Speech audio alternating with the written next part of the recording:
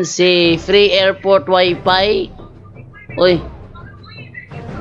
Mabuhay, Philippines! Okay, Free Airport Wi-Fi. Good evening.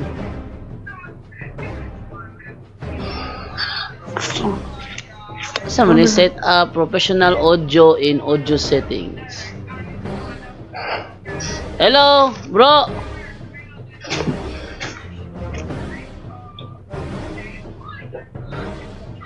Teka, muli siyang nag-mute. Hello, Free Airport Wi-Fi. Hello po. Ay, hello, te. Anong ngalan mo, te? Hindi po. Sa ano lang Free Airport Wi-Fi. Totoong pangalan po ay Celeste po. Sige, Ate Celeste. Go ahead, Ate Celeste. May kamera, te? Teka lang po. Hindi kasi ako marunong. Ayan, si Ate Celeste. Ayan. Kita na po, te. Kita na po, te. Opo. Tanong ko lang po to, bro, yung sa Mateo 26, yung huling hapunan. Yung ano ba, itinaas ba yon ni Jesus yung yung tinapay o nanalangin lang po siya? Kasi sa, di ba pag nagsimba, itinataas ng pari. Tinataas yun, Tioy.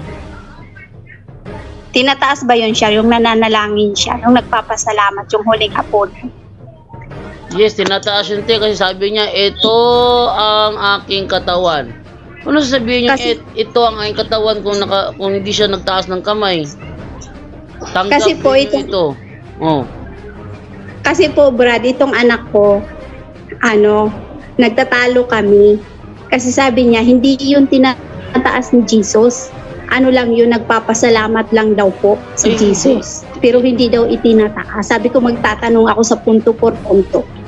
Ganito yan, te, no? Meron tayong tinatawag, te, na deposit of faith.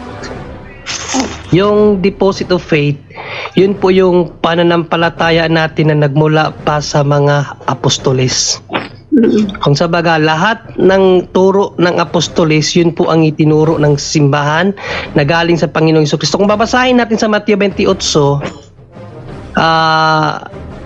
19:20, no? Ito ang ating mababasa sa utos ng ating Panginoong Jesucristo, te.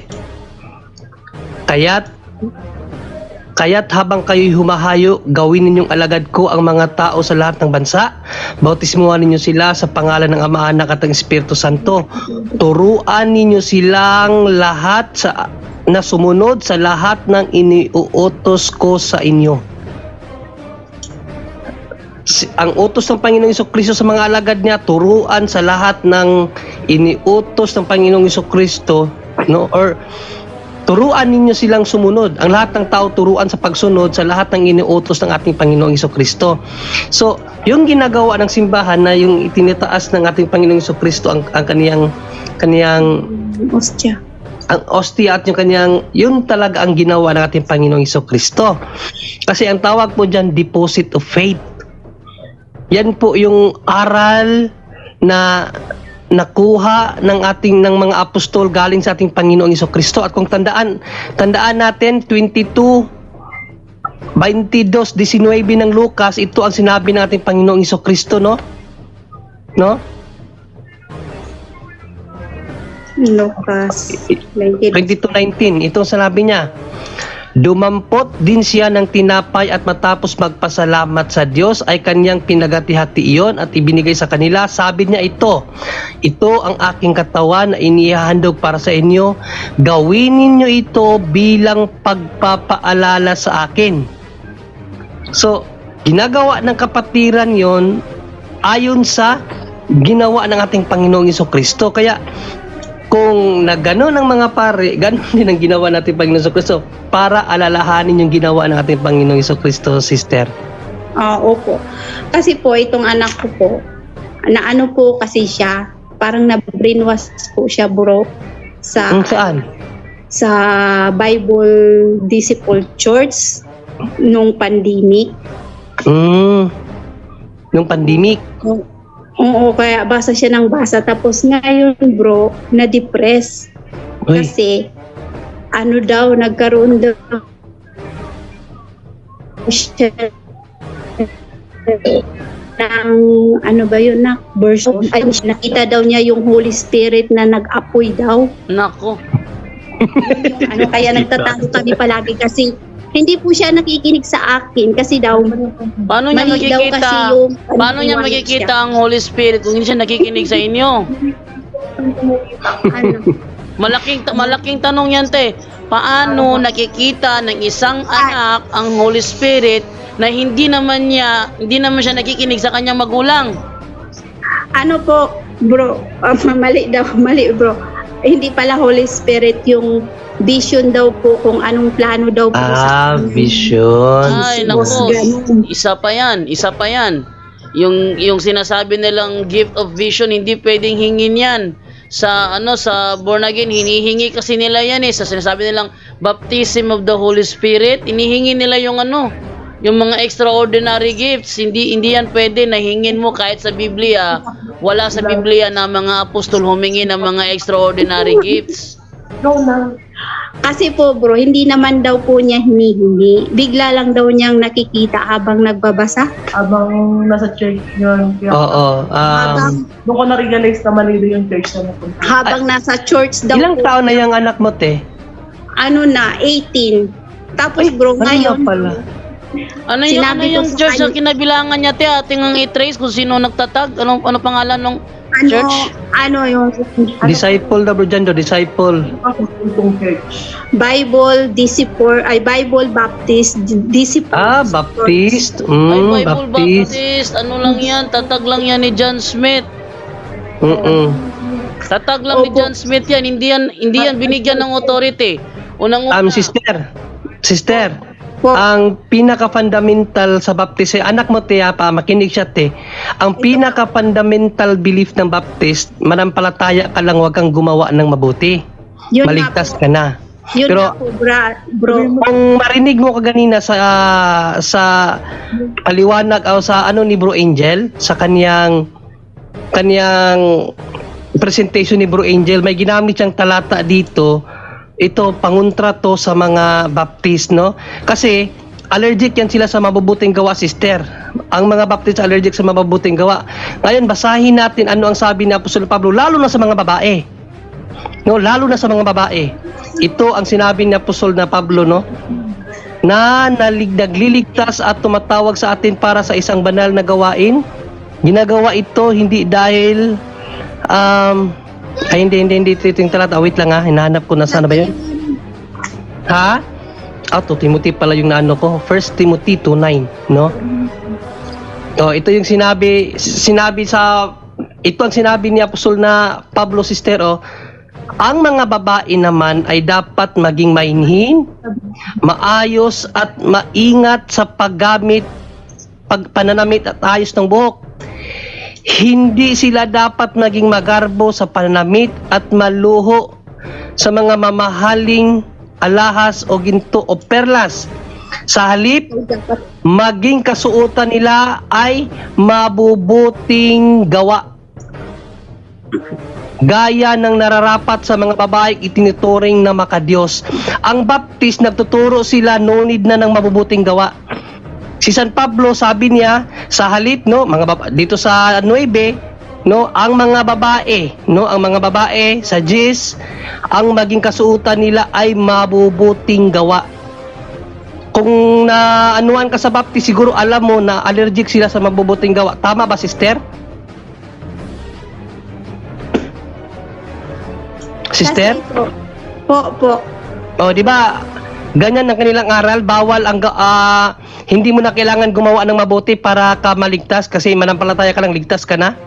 Opo, yun yung palagi nilang inaano po sa akin. Kwento mo muna. Ikaw na lang. Bro, ito, kwento Baka yung meron anak ko, siyang bro. gustong Siya na itanong lang sa atin, magkwento, Ted. bro. Bakit Para niya? hello po, bro. Yes, Bro, hello. Bro John. Bro, ano?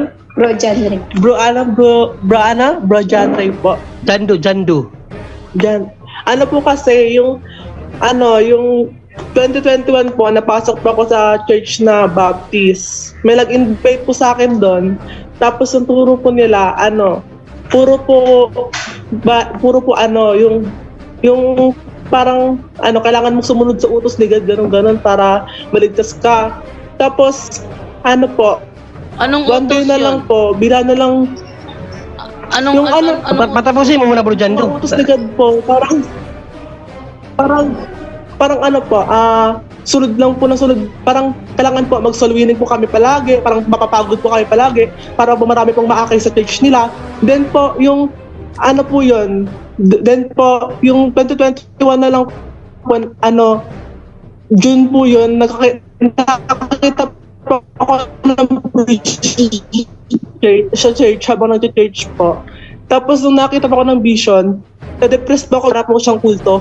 Kasi po yung mga demonyo po kasi, nararamdaman ko po yung, nanginginig po sa buong katawan ko po. Tapos na-depressed po ako, nagkaroon po ako ng matinding anxiety. Pasok nga din po ako yun sa mental eh. Tapos ayun po yung nangyari. Ganun. So, anxiety ko po. Actually kapatid, ang pagkaroon ng vision, biblical man yan, no? Biblical yan, gawa 2. Mayroon talagang vision, gawa 2:16, galing sa Holy Spirit yung vision, pero hindi galing sa ibang mananampalataya. Dahil yung gift of prophecy, gift of vision, ibinigay yan ng Diyos sa simbahan lang. Hindi sa iba't ibang simbahan. Tandaan mo palagi, iisa lang ang simbahan na itinatag ng Panginoong Jesucristo. Maliban sa Katoliko, wala nang iba. Yung mga Baptist, sulpot lang yan. Sabi nga ni Bro Jando ganina, yan ay nagmula kay John Smith. Tingnan mo ang history. John Smith lang yan. No? So kung nagkaroon ka ng vision, hindi naman dahil sa ikaw ay Katoliko, ibig sabihin hindi yan mula sa Diyos. At hindi vision ang tawag niya kapag hindi mula sa Diyos. Ang tawag niyan, psychic ability. Galing niya. Magawa na na kung ano-ano pong yung wala po akong ginagawang yung mga ritual, ayoko po ng ganun. Yes, tingnan mo ngayon sa Facebook, ang dami ng kaidaran mo. Ang daming mga kaidaran mo nagpapatotoo na kinausap ng Holy Spirit, nagkaroon ng vision. Hindi yan bago kasi sabi nga ng Panginoong Jesucristo, darating yan sila magpakilala na yun nga kinausap ng banal na espiritu, kinausap ng Diyos para magpahayag ng salita ng Diyos. Pero yun na nga, kapag hindi yan galing sa simbahan, hindi yan vision. Yan ay preternatural gift. Ibig sabihin, galing sa demonyo yan.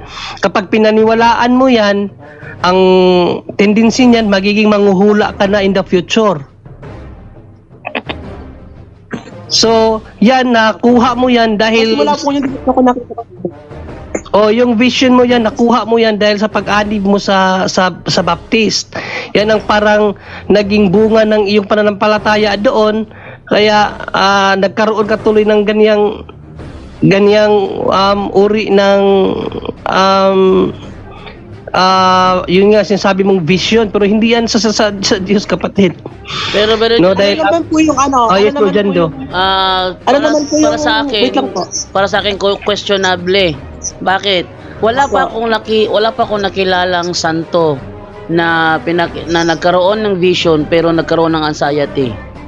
Kaya nga, wala akong nakitang kapag sa Diyos na vision, sister, walang anxiety yan.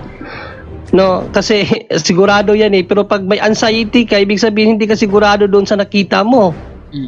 Pangalawa. So may pangamba ka. Totoo ka po yun. Pangalawa. Ay, brother ka ba, brother? Yes. That Brother time po pala. yun, Opo, Brad, anak ko, lalaki. Madilim kasi akala ko babae. Lalaki pala si bro.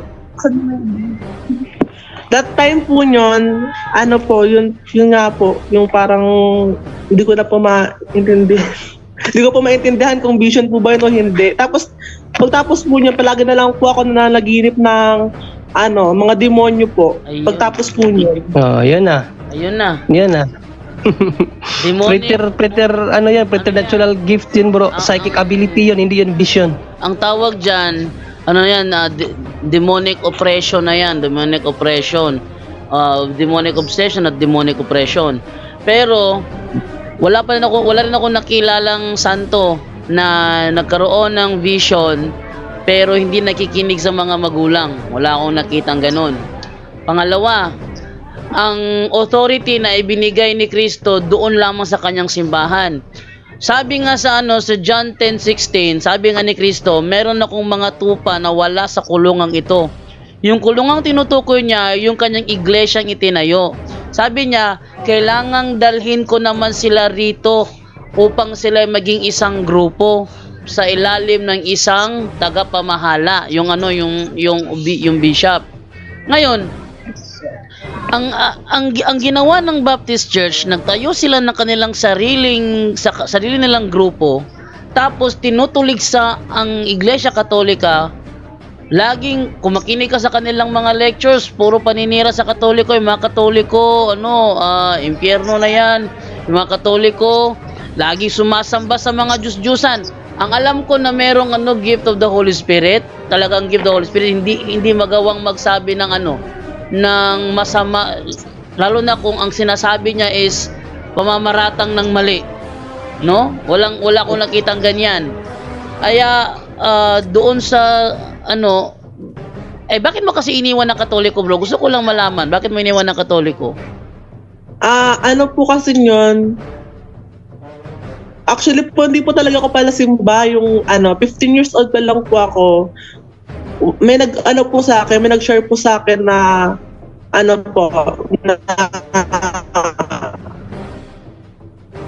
na ganito po yung kabutihan ni Jesus, ganyan. Tapos po tinanggap po siya ng buong puso. Then yung tinanggap po siya ng buong puso, nakilala ko po siya, basta po ako nabasa ng Bible, tapos naramdaman ko po na nabago po yung life ko na, ay, ganito pala si God, ganito pala siya kabuti, ganon. Tapos po, bila na lang po dumating yung church na yun, tapos yun na nga po, nakulto po ako, tapos simula na po na-depress. Ayun, depression, tingnan mo, bunga lang yan, ng paglip ng kanilang kung anong ritual yung ginawa nila doon sa iyo, naging bunga yung depression mo. Basta ito yung alam ko, yung sinabi ko kanina, sabi ni Kristo, meron akong mga tupa, malamang isa ka sa mga tupang yon. Meron akong mga tupa na wala sa kulungang ito o wala sa iglesyang tinayo ko. Kailangang dalhin ko naman sila rito. Dalhin, ibig sabihin, papasukin kanya doon sa iglesyang iglesia na kanya tinayo. Ang problema lang, ang pinasukan mo ibang iglesia, hindi siya nagtayo ng Baptist. How come na mayroon silang doon na yung mga ritual na naging cause sa iyong iyong anxiety, hindi pakikinig sa magulang at saka sa depression mo. Bro, actually po, diyan pa lang magduda ka na. Tatlo po kami napunta doon sa tawag doon sa church. Tatlo po kami magkakaibigan, sunod-sunod po kami. Basta Bro, tanong ko sa iyo, bro. Kumusta ka na ngayon? Ano mo ngayon? Lagi po akong may anxiety po. So nag-confess ka na ba sa pare? Hindi pa po. O yun, mawala yung anxiety mo na yan. Confess your sins. Ayaw po niya mag-confess, bro, kasi daw po, hindi daw yun tama yung mag-confess sa pare. Yun nga na brainwash na, bro. No. okay, basahan natin ang talata. Tapos, bro, ngayon, bro, sabi ko sa kanya, nagkwento siya sa akin ngayon, sabi niya, Mama, sabi ko, tutulungan nga kita, sabi ko, makinig ka lang sa akin kasi pupunta tayo sa pare, magpa-counsel tayo doon anong gagawin natin kasi by process yan kuya yung mga nararamdaman mo, sabi ko ng ganun. Yun, kaya sabi ko, magsasama ako sa live sa punto por punto, magtanong ako para mapayuhan tayo. Ayun. Papaliwanagan ka namin, bro, kung bakit kinakailangan mong mag-confess, no? Apo. Tingnan natin ano ba ang sabi ni Apostol na Juan sa mga taong tumiwalag sa iglesia ng Panginoon. No? Ano ba ang sabi ni Apostol na Juan sa mga taong katulad mo? Diyan ka, wag kang umalis, bro. Dito lang po ako nakikinig. Sige, bro. Tandaan mo, ito palagi mong ilagay ang mga taong ito, no? Ang mga taong ito tulad ng iyong narinig, no? Darating ang Antikristo. Sino ba itong mga Antikristo na ito? Ngayon marami nang lumitaw ng mga Antikristo kaya't Kaya alam nating malapit na ang wakas. Kahit na sila yung mga dati nating kasamahan, no?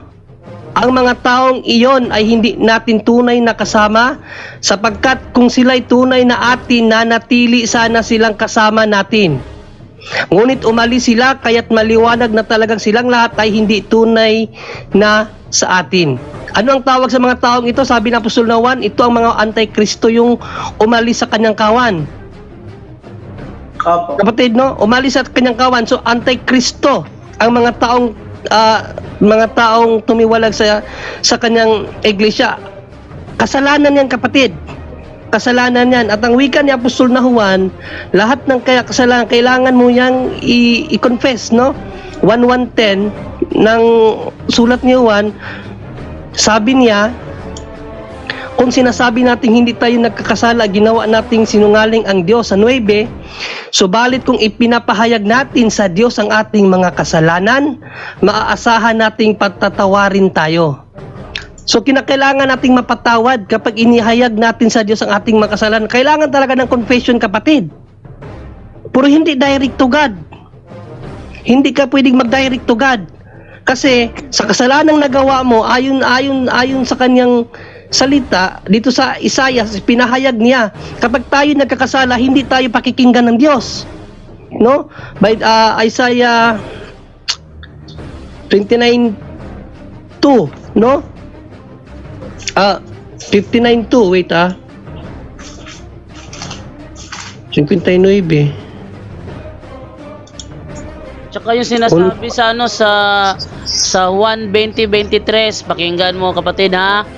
Ano sinasabi sa 1:20-23? Sabi na wag daw lumapit sa kumpisal. Etong sinasabi, babasahin ko. 1:20-23. Ito yung sinasabi, oh. Yan. Yung mga apostol nilapitan. Sabi niya, kung patatawarin nyo, ito yung nutusan nito, yung mga yung mga alagad, yung mga nasa tungkulin, Mga pare, iglesia, mga pare. kung patatawarin nyo ang kasalanan ng isang tao, pinatawad na siya ng Diyos. Sa kanina, binasa ni Brother John Ray kanina, yung unang Juan 5 ba yun, Brother John Ray? 1:9. Unang 1:9. Ang sabi doon is tayo ay mag-confess sa Panginoon sa paanong paraan?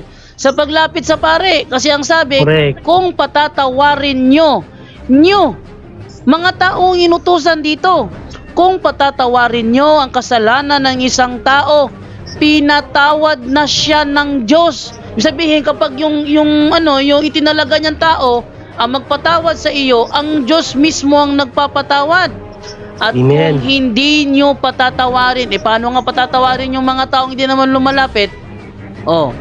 At i-continue ko lang, bro, Jando, yung sagot natin kanina, bro, na hindi pwedeng direct to God, kapatid, dahil ayon sa ating Panginoong Jesucristo, ang masama ninyong gawa o ang kasalanan, no, ibigay natin sa magandang salin, no, kung pinaghihiwalay ng inyong mga kasalanan kayo at ang inyong Diyos, no?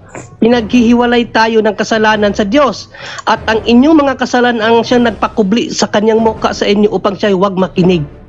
Kaya, imposible pakikinggan ka ng Diyos kapag mayroon kang nagawang malaking kasalanan at doon ka mag-confess sa kanya, hihingi ka ng sorry. Hindi. Kaya nga, need mo doon sa pari. No, pari, unang Pedro 2:9, mga pari ang pinili ng Diyos, kapatid. No? Bago natin balikan yung binasa ni Bro Jando, para maunawaan mo kung bakit sa pari. No? Kasi ang pari, ayon sa Panginoon, sila ang pinili, no?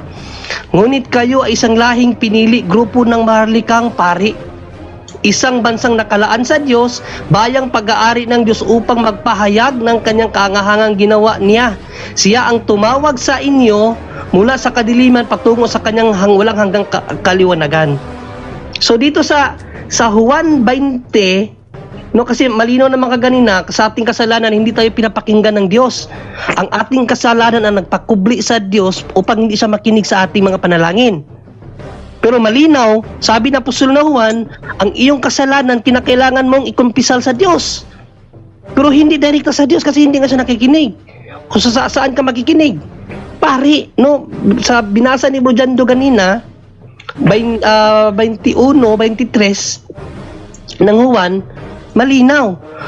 Kumalat sa mga mananampalataya, 20 pala, no? 20, 21, 23. 23 natin direkta, no?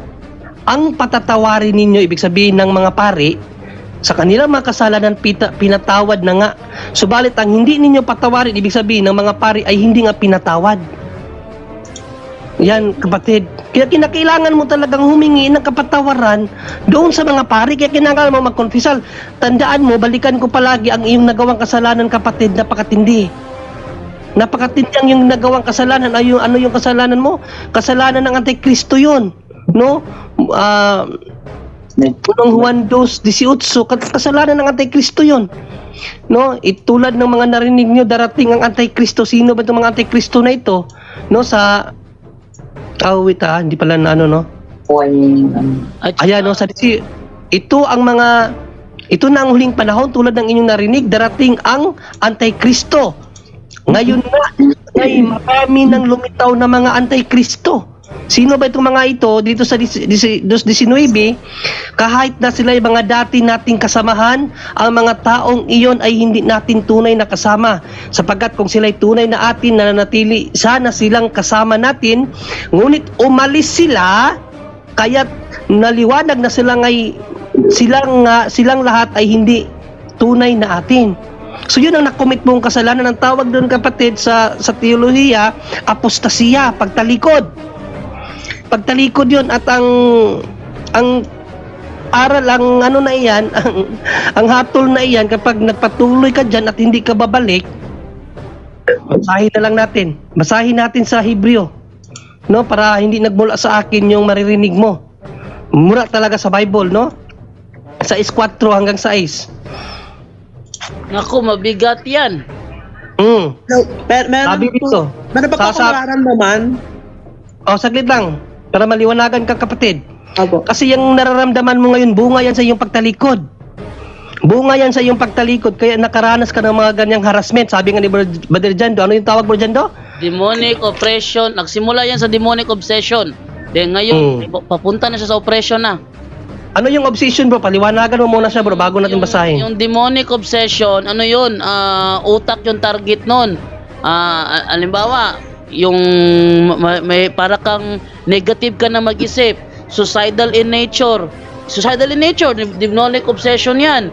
Yung ang kahinatnan niyan dalawa, either mabaliw o kaya is mag-suicide, depression, yun. Pag yan nagpatuloy pa rin, yun na nga, oppression na, nakakakita ka na, nananaginip ka na ng mga demonyo, oppression. Kalain mo, meron kang vision, tapos demonyo nagpapakita sa'yo para ano ka, gambalain ka? Salit na lumayo sa'yo. Nag-suicide na po ako. Ha? Nag-suicide na po ako ng 3 beses. Tignan mo, demonic obsession na nga. Sabi ko sa'yo eh.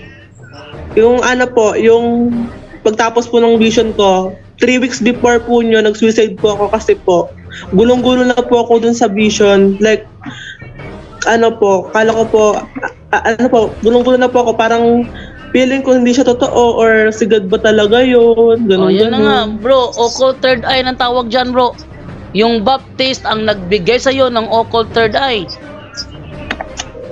Is na sa Baptist siya? Opo, kasi bro, hindi talaga siya makikinig bro pag pinagsabihan po. Hindi makikinig. Yung panahon po yun, hindi ko rin po alam bakit po ako sumusunod dun sa Baptist po nyo ngayon. Subukan mo, bro. Bro, eto, gusto Hindi ko po alam kung bakit. Subukan mo mag-confess sa pare. Gagaan ang pakiramdam mo, tandaan mo yan. Pero dapat tanggapin mo muna uli yung pananampalataya natin, bro, no? Kailangan tanggap mo sarili mo na nagkasala ka, na tumalikod ka, at tanggapin uli ang pananampalatayang Katoliko. Question namin sa iyo ngayon, kapatid. Sa narinig mo ngayon, kung kumbinsido ka ba na need mo, kinakailangan mo mangumpisal sa pari sa nagawa mo kasalanan, o hindi ka pa kumbinsido? Opo, kumbinsido po ako, magpapaano po kapag po may time. Kasi Amen. hirap po kasi yung yung college ko po ngayon wala po kasi. Yes, so ganito ang gawin mo, kapatid. Patulong ka sa nanay mo.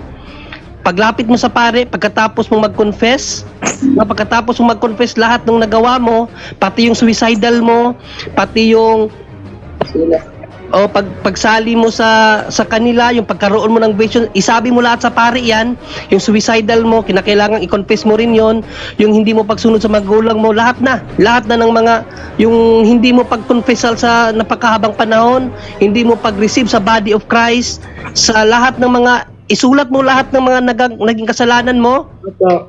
o isabi mo sa pari, after mo isabi sa pari yan, pumunta ka doon sa, samahan mo siya sister sa adoration room. Samahan mo siya sa adoration room, i-renounce mo lahat ng nagawa mong mali. I-renounce mo, alam mo yung renunciation? Hindi po, ano po ba yun? Bro Jan, turuan mo siya sa renunciation, bro. Yung renouncement, bro, buong puso mong tatalikuran ng dati mong ginagawa, yun ang renouncement. Para po, Ipangako mo sa ating Panginoong Kristo na lahat ng lumuhod ka doon sa harap niya.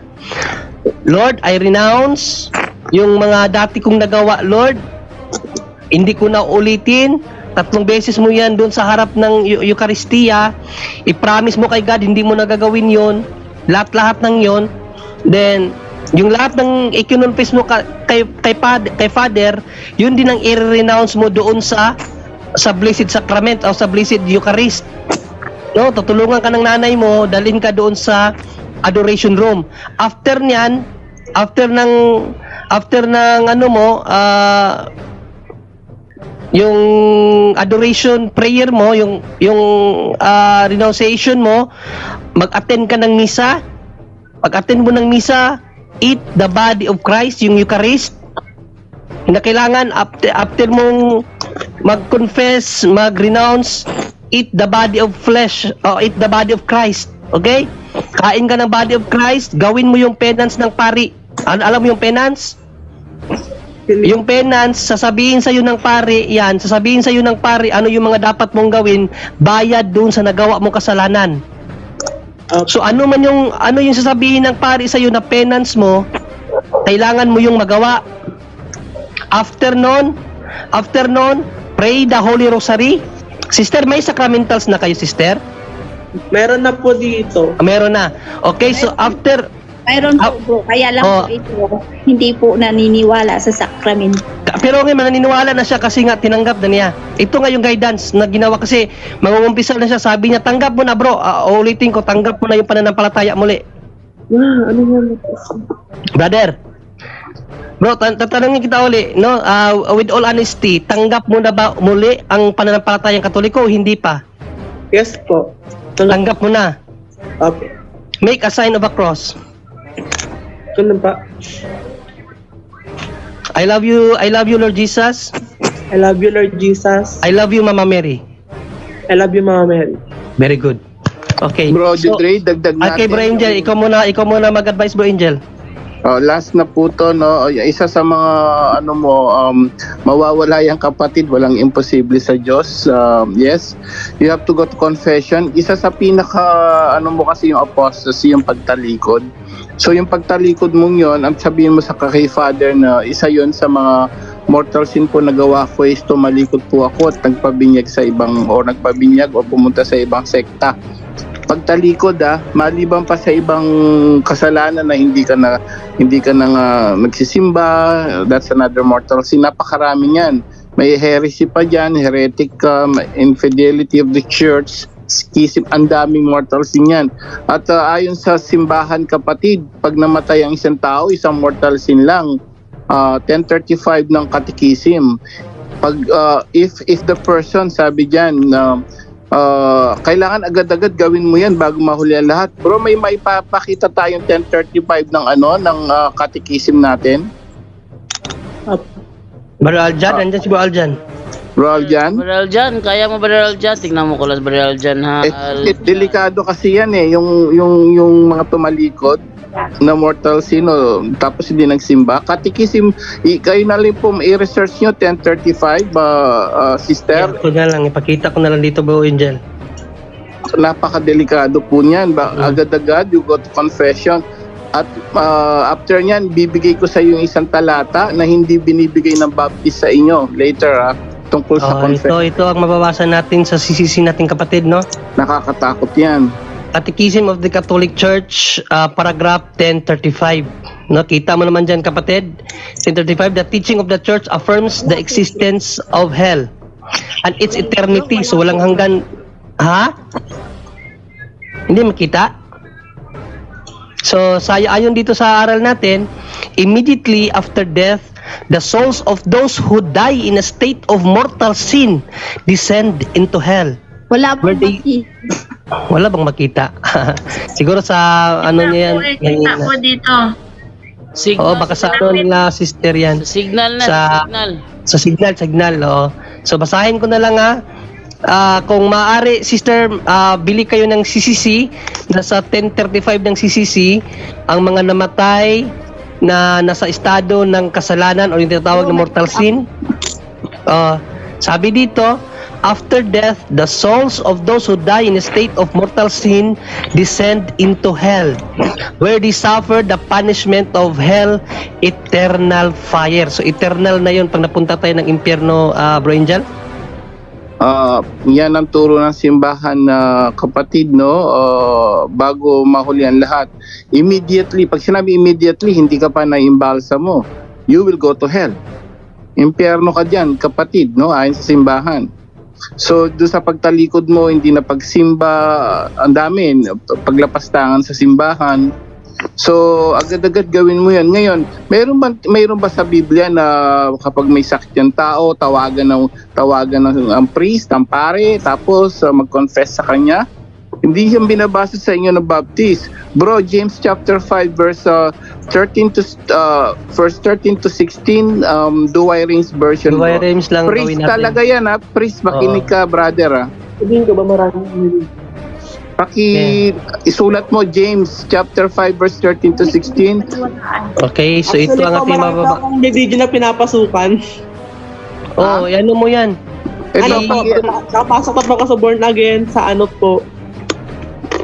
So hindi hindi mo talaga binabasa sa i-confess mo inyo yan. to. Pakinggan niyo mo ito, brada. Makinig ka, hindi binabasa yan dahil iniiwasan ng mga ito, ng mga yan ito. Sige, bro. Is any of you sad? Let him pray. Is he cheerful in mind? Let him sing. James. Is any man sick among you? Yan, no? Let him bring in the priest of the church. Pare, priests, ha? Hindi si pastor ng Baptist, hindi si pastor na born again. Priest, malinaw po yan. Hindi nila binabanggit sa inyo yan. Kapag may sakit ka, call the priest. And, tuloy bro.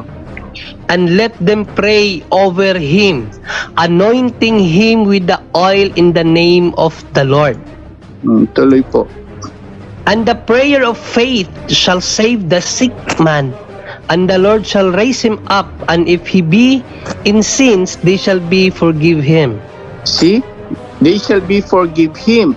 Anong sabi doon sa and the prayer of faith shall save the sick man. So yung sakit mong yan ngayon na feeling mo anxiety, abay masisave ka ng pari, ng mga ordained priests. And raise him up. No? So 15 bro, ituloy natin sa 16, nandiyan yung confess para makala niya wala sa Biblia. Okay, ito mababasa natin. Confess therefore your sins one to another, and pray one for another that you may be saved. For the continual prayer of a just man availeth much. Sa Tagalog niyan, malaki ang nagagawa ng panalangin ng taong matuwid. Sila yung pare. Kaya nga confess to one another. I-confess mo sa kanya, sa pare. Biblical po yan, hindi binabasa sa inyo yan. So sa lahat ng nakikinig ngayon, nasa Biblia yan. Hindi lang binabasa kasi isang Biblia lang ang gamit nila. So baka wala pang nakalagay na priest. So ligaw, kailangan pumunta ka sa priest agad-agad, go to confession kapatid, hindi pa uli ang lahat. Madaliin mo kasi nga if you die in a mortal sin, immediately you will go to hell. So please, wag patumpik-tumpik. Sabi nga as soon as possible ha. Go to confession, sabi mo tumalikod ka at lahat ng mga kasalanan mo nagawa tungkol sa church, sa simbahan, sabihin mo po lahat yan, and then yun, renouncement, then that's it. You will be healed, kapatid. Walang problema yan. Yun lang po, kapatid. Salamat. Ano nga pala bro, no? Stop attending any kind of worship, no? Maliban sa Catholic, maliban sa Mass. Yan ang assignment namin sa iyo, no? After mo mag-confess, kahit pa may mga kaibigan ka, kahit pa may mga kakilala ka doon sa mga dati mong sinamahan, huwag ka nang pumunta doon, no? Huwag kang tumanggap ng aral, no? Kasi sabi ni Apostol na Juan, kapatid, no? Nako, dapat talagang maturuan ka, no? Kasi sabi pa naman dito, no? Kung sa inyo'y dumating ang sinuman at hindi dala ang aral na ito, ay huwag ninyong tanggapin sa inyong bahay at huwag ninyong siyang batiin. Sapagkat ang bumabati sa kanya ay nararamay sa kanyang masasamang gawa. No? So huwag ka nang makihalubilo doon, huwag ka nang sumali doon kahit may mga kaibigan ka pa doon. Kung aakayin ka nila sa pagsamba nila, no, wag mong gawin 'yon. At tandaan mo palagi ito, kapatid, no, para lalo pang magbunga yung pananampalataya mo na narinig mo ngayon. Tandaan mo saan iniwan ang mga mananampalataya, no? Kanino iniwan ng Panginoon ang mananampalataya? Ito ang mababasa natin sa Gawa 20:28. Ingatan ninyo ang inyong sarili at ang buong kawan, ibig sabihin ng simbahan, na sa kanila'y ginawa kayo ng mga ng Espiritu Santo na mga obispo upang pakanin ninyo ang iglesia ng Panginoon na binili niya ng kaniyang sariling dugo. So, ang tagapangalaga pala ng iglesia ng Panginoong Jesucristo na magpakain sa lahat ng aral na itinuro ng ating Panginoong Jesucristo, ang mga obispo, kapatid. No? Ang mga obispo. Tayo lang ang meron nun. Mayroon mang pastor. At meron mang gumagayang obispo ngayon, mga peking pari 'yon. Pero tayo Catholic, we are the kingdom of Christ. We are the kingdom of priesthood.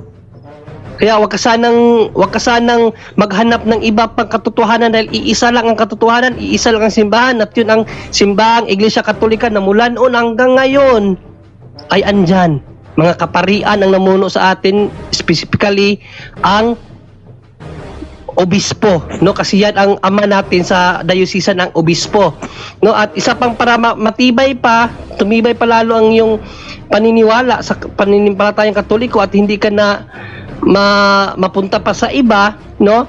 Ito naman ang sinabi ng propeta na si Malakias para talaga maano ka, no, maaralan ka. Ito ang sabi ni propeta Malakias: tungkulin ng mga pari na ituro ang tunay na kaalaman tungkol sa Diyos. Tandaan mo yan. Sila ang dapat sangguniin ng mga tao tungkol sa aking kalooban. Sabi ng Diyos yan. Sapagkat sila ang mga sugo ni Yahweh na makapangyarihan sa lahat, hindi ang mga pastor ng Baptist. Tandaan mo yan, no? At panghuli na lang siguro para mabusog ka talaga, ano bang kaharian ang meron ang simbahan? Sabi ni Apostol na Juan, ginawa niya tayong isang lahi ng mga pari na naglilingkod sa kaniyang Diyos Ama at kay Jesucristo ang kapurihan at kapangyarihan magpakailanman. Ano bang gawain ng mga pari na yan? Patuloy natin sa 5 Gs. Ito din ang sinabi ng Apostol na Juan, ginawa mo silang isang lahing maharlika at mga pari na itinalaga upang maglingkod sa ating Diyos at sila'y maghahari sa lupa. Sino daw maghahari sa lupa? Hindi Baptist, mga pari, kapatid. Kaya huwag mong pagdudahan ng pananampalatayang galing sa iyong mga magulang, dahil yang pananampalataya na yan ang pananampalatayang itinatag ng ating Panginoong Jesucristo. 1, dahil iisa lang talaga. Holy, dahil ang pananampalatayang yan galing sa ating Panginoong Jesucristong banal sa lahat. Catholic, dahil ang nais ng Panginoong Jesucristo, ang pananampalatayang itinatag niya maging universal. Catholic means universal. At apostolic, dahil ang pananampalatayang pinagmulan niyan galing sa mga apostol. Kaya 1, Holy, Catholic, and Apostolic Church, kapatid, hindi Baptist. Okay? Opo. Thank you po. God bless, Captain. Wait lang po. Salamat po, bro. Sana po maliwanagan. Kaliwanagan na yung chat eh. I-guide mo lang palagi. Then, ikaw, sister, wag mong kalimutan yung part mo. Ano yung part niya, Bro Angel? Ikaw magpaliwanag.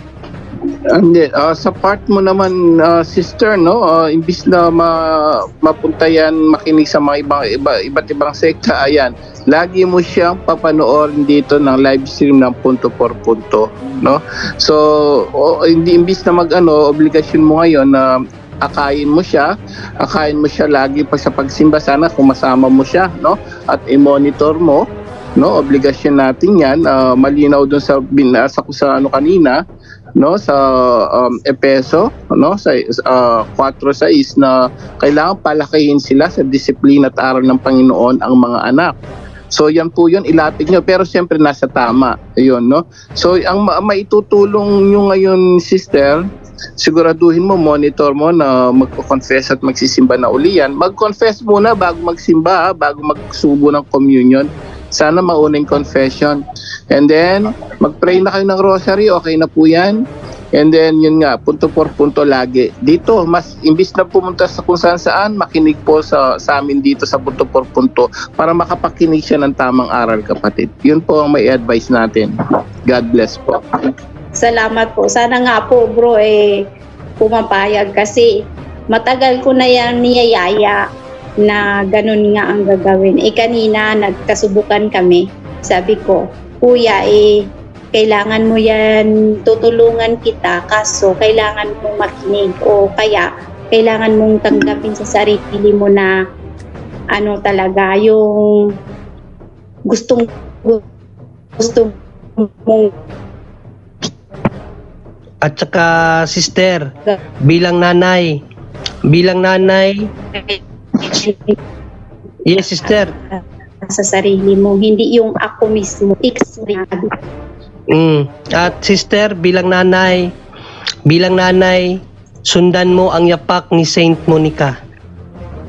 Kaya, Si Saint Monica, kahit gaano kasama ang kanyang anak, never niya yun pinagsabihan ng masamang salita, no? Never niya yun sinabihan ng pangit na bagay. Opo. Ang palaging sinasabi ni Saint Monica kay Saint Agustin, maging santo ka sana. Maging santo ka sana. Maging santo ka sana. Pero hindi lang puro hanggang doon. Kinakailangan mong isali palagi sa iyong rosaryo ang iyong anak. Burden mo po yan. Ikaw po ang talagang maglapit sa kanya kay Inang Berheng Maria. Okay? Kaya nga po, ito na nga po yung sagot sa panalangin ko palagi. Amen. No, so nandito lang kami, sister, no, para umalalay lang kasi hindi naman talaga sa amin manggagaling yung kanyang faith, dapat manggaling sa inyo kasi kayo po ang magulang. Kinakailangan sa kanya, sa inyo siya una sumunod bago sa ibang tao. Tandaan natin, ang church nag-uumpisa sa pamilya, ang tawag diyan domestic church. At tayong mga magulang, tayo po mga magulang ang binigyan ng Diyos. Kasi hindi ko nagabayan kasi nga wala ako, nasa ibang bansa din po ako dati. Kaya pala. Sige, okay lang yan, sister, no? Sabi nga nung pare, nung nag-confess ako, sabi ng pare, ang Diyos, ang gusto ng Diyos, wag mong tingnan yung mga nakalipas mong kasalanan. No? Oo. Kasi lahat ng kinonfess mo, hindi na yun tinitingnan ng Diyos. Ang titingnan ng Diyos ngayon kung paano mo i-reform yung mga kamalian mo. Kung paano mo i-build up ngayon ang foundation ng inyong family na winasak ng matinding bagyo dahil sa kakulangan natin noon. Ngayon, dahil may alam na tayo, so kinakailangan na i-build up natin ulit, magsama-sama na kayo pamilya at kasama yung anak mo. Aminado ka naman na dahil yun sa pag-ano mo sa yung kakulangan at siyempre paghanap buhay, okay lang yun, sister, no? Dahil mayroon pa namang second chance. Si God hindi po siya nawala ng pagbibigay sa atin ng chance para magbago. So ipakita natin, always panalangin, and always modalin yung pagpangumpisal. kinakailangan maano mo na yun sa anak mo, talagang ma-set mo na kailangan magpunta na kayo ng pari, no? At kung maaari, pag natapos lahat yung confession, yung pag-renunciation, pag-receive ng body of Christ, kung maaari, kung pwede nyo kausapin si Father, paanuhan mo siya ng anointing, paanoint mo siya para maliwanagan siya dun sa gumagambala sa kanya. Pwede nyo hingin yon kung hindi lang busy si Father. Okay, sige po. Salamat po, Brad. Kailangan ko rin po ng panalangin para sa kanya. Ang simbahan palagi namang nananalangin sa lahat. Thank you po. Ha? Hindi. Okay, Bro Jando? Okay, thank you sa inyo. May naramdaman ba kayo doon sa sa nangyari ngayon? Ang laki. Uminit ako, Bro Jando, uminit. Kakaiba yung pakiramdam, no? Na tayo Oo. ay may tinutulungan na ganyan, na pariwara at ating gusto na maibalik. Talaga, punto por punto, the best talaga ang programang ito. Okay, so pasalamat na po tayo dahil alas 10:09 na po ng gabi. Pasensya na po doon sa mga hindi na po naisingit sa tanungan dahil alam nyo naman na maganda yung ating episode ngayong gabi. Abangan nyo po ngayong darating na na October 9 ng gabi. Sabado po yan ng gabi. Meron pong talakayan sa pagitan ko tsaka ni Cesar Baladad. Dito po yan sa Punto por Punto. So, pasalamat na po tayo at unahin si Brother John Ray ng South Korea. Brother John Ray? Yes, maraming salamat, Bro Jando. So, una sa lahat, no, glory be to God, no, dahil sa panyayaan niya sa atin palagi na pag-usapan at tulungan ang mga nangailangan. So, humingi lang po kami ng dispensa, no, dito, lalo na dito sa Kaabag, ang daming tanong. Mga Kaabag, sorry po, no, kasi mas unahin po natin yung ating kapatid na pariwara. Sabi nga ng Panginoong Jesucristo, ang isang pastol, nagpapastol yan siya, no, sa kanyang pastulan. Kapag nawala ang isa, iiwanan niya yung siyam na putsiyam, hahanapin yung isa. Okay? So naway maunawaan yung kapatid na ang ginawa po namin kaganina, hindi lamang po yun evangelization, hindi talagang ipinapabalik natin, no, ang ating kapatid sa kanyang pananampalataya. Dahil kita mo naman yung nanay kung gaano ka willing na mag-unite uli ang kanilang pananampalataya. Yun ang hinihilot po natin, no? At blessing in disguise na talagang akala ko pa nga babae siya, no? Kasi madilim, si ate kasi yung una kong nakita, babae. Akala ko babae din yung anak niya. Babae ako ng babae, si kuya pala, lalaki pala si brother. Pero gayon pa man, no? Talagang uminit ako, di ko alam bakit. Ang init ng mukha ko. Tingnan, nagubad ako. Giniginaw ako pero nagubad ako. I don't know why. Uminit yung pakiramdam ko na para bang di ko alam bakit. So, ang ano lang doon, ang nakakatuwa kasi nag-ano siya sa pananampalataya natin muli, no? So, isalin niyo po si brother, no, sa inyo pong panalangin na naway tanggapin na niya talaga yung pananampalataya natin at talagang naunawaan niya sana, no, kasi hindi naman natin alam na baka pagka off ng na ito, hindi natin alam, baka atakihin na naman siya at mawala na naman siya sa kaniyang mga narinig, no? Sabi ng Panginoong Jesucristo, Lucas 8, may mga nakarinig sa kanyang salita, tapos biglang dumating ang diablo, inagaw yung kanyang mga narinig, ngayon bumalik na naman sa dating gawi. So ipanalangin natin si kapatid na hindi na siya maano uli ng diablo, no, hindi na maagaw uli sa atin.